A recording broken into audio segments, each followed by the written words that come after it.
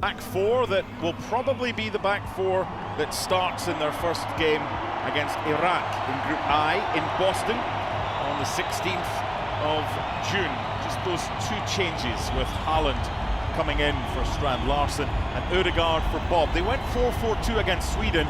The likelihood to go in 7 and Norway in 31, that could be a false position for Norway because, as a lot of people have been talking about, they are a potential dark horse in this year's World Cup. This is the last fixture for the two sides before we get underway, and it's like a repeat of the Champions League final with kicking the ball out of play to immediate tough group though with Senegal and France.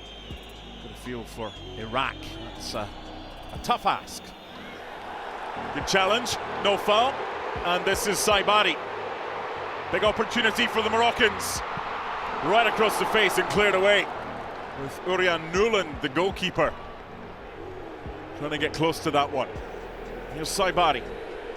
Hakimi.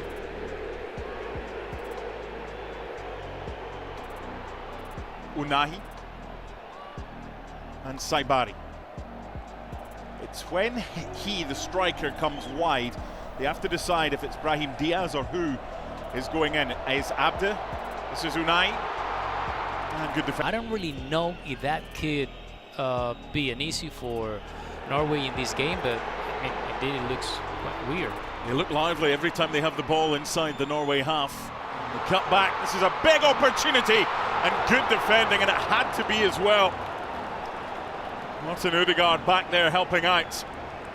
And just as well for one unable to find Alex Surlock. Good. So much movement off the ball for Morocco. It's a proper test for Norway, this one. Shot from distance. It's comfortable for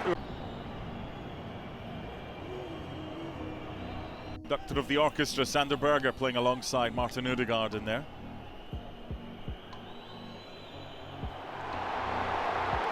This is Brahim Diaz. 1-0.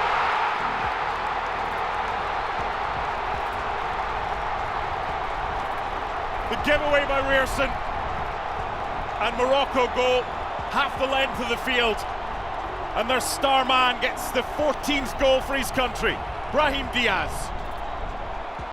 Brahim Diaz, that was great, the shoot. You know, he had another option, but it was a great goal. Not sure what David Moller-Wolf is doing, just standing off Brahim Diaz. Very similar version, because we've seen that they are really strong back in defense, and we've seen in this goal how the two systems are great still. To the other end now, a chance for the equalising goal. Still alive. Ryerson couldn't find a teammate initially and then cleared away by Issa Diop. It's tempo continuing, no foul, on we go. Canadian referee perfectly happy with that challenge. This is Surlock now on the left. Good defending. Playing his football in this corner of the game. Corner kicks brought to you by Enterprise. Delivered by Martin Ødegaard to a good area. Well defended by Abde. Fair bit of height in there.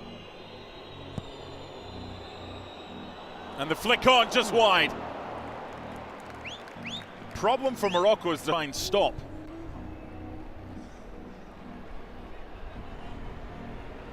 Challenge by Arsnes. Didn't have enough on it though. Here come Morocco. Touched by Saibari. And then the foul. That was a little bit too easy for Morocco to play the ball over the top for Brahim. No shots for Norway, and I think that they need to try to build the game like they are doing now at the moment, and try to get advantage of Sorloth than Holland indeed. Little push. Qualifying, winning all 8, scoring 37 and only conceding 5. Granted, they had games against Moldova, Estonia and Israel as well as Italy. But this is where they can do something in transition, but their quality so far, Norway, has just lacked. Better. That's what they need, the intensity, which hasn't really been seen. In for Haaland. And off Diop, much better from Norway, just doing what they do best. They're asking for in Morocco's box. Let's see the replay. No, off the shoulder. Yeah, clear. Only 2 or 3 yards from goal. He's beat the man at the near post this time. It's not going to go out either. One back by Unai. Now the counter. This is where Morocco have looked most dangerous. Nice switch by Ez Abde. No one there to follow up for Morocco. Whether or not that was the best option, there were 2 players, but instead the shot was made by Hakimi and, well, he delivered to Eze inside Norway's box. That was almost incredible. But it's too easy for Morocco to get that delivery. Saw how easy it was for Brahim Diaz to get space for the opening goal with Muller-Wolf too far off him. And there's the card for Pearson. And for those of you who can lip read, you know what he said, I cannot repeat. Then behind him, getting shortlet so you can get the right side entire for Nusa and try to play like Sorlo is playing for Atletico Madrid alongside with Julian Alvarez, trying to be, okay, I'm going to make the defensive work, so you are more than free, in this case Holland. Kimi's gone forward and is causing mayhem for Norway.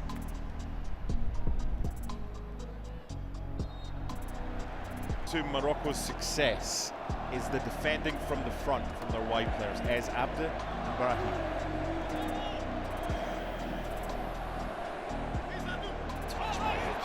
Such a good player.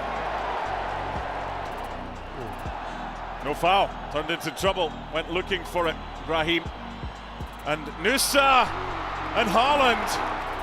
And behind for a corner kick.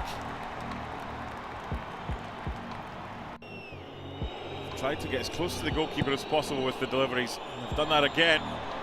Bodies on the ground, there's 2 Moroccan players down. The referee lets it go because there's advantage. And it's 3-on-3. It's a good ball for Hakimi.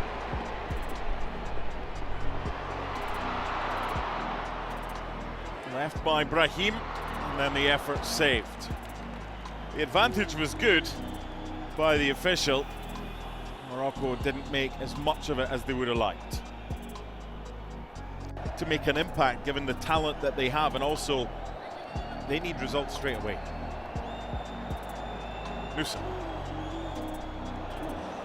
Swing and connection. Corner. 6th corner for Norway in this first half, but only troubled Bono once. For the back post and Surlot this time. You would think that Sofiane Amrabat will be in the starting lineup when Morocco face Brazil. Norway trying to get a quick start to this second half, and they've got themselves a corner. They had plenty in the first half. One of the 6 because goalkeeper Bono held on to it for too long. This is the 7th of the game. Again, Ryerson involved. Landed the Giants in there, and they'll do it all over again. Odegaard to take. He blew the whistle quick there, did he not? They have the opportunity to try and stake a claim for a spot in the starting lineup, so you look at it both ways. Good challenge. And Haaland with the layoff back, and Bono with a save, and the flag is up on this near side by Zhu. Free quite right. Back heel. Plenty of air on that one. Too much. That was a... When he showed up, he's just incredible. He's impressive. Great player. He start and roll every single game as he's doing in Morocco. So I think, you know, this is about heart at the same time too. The changes looking to team up. It's a strong challenge, but a fair challenge and a lead.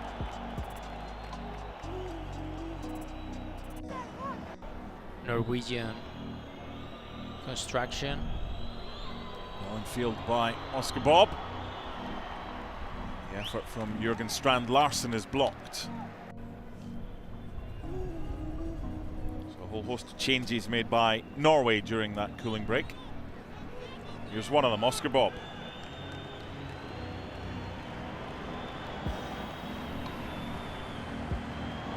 Decent chance, equalising goal, Martin Ødegaard. Morocco just switched off at the back. You mentioned before, Mark, Oscar Bob should be in this second half to do something different, and here you have. The movement was just incredible, the control, the deliver, how he finds Ødegaard. Really great play and really great goal by Norway. And by Ryerson. And that was the chance to go 2-1 up.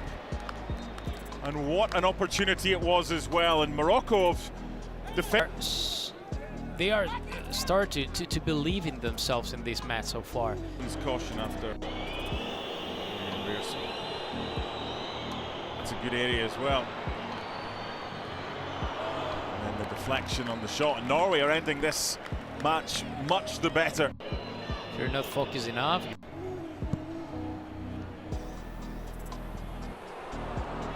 That's a chance.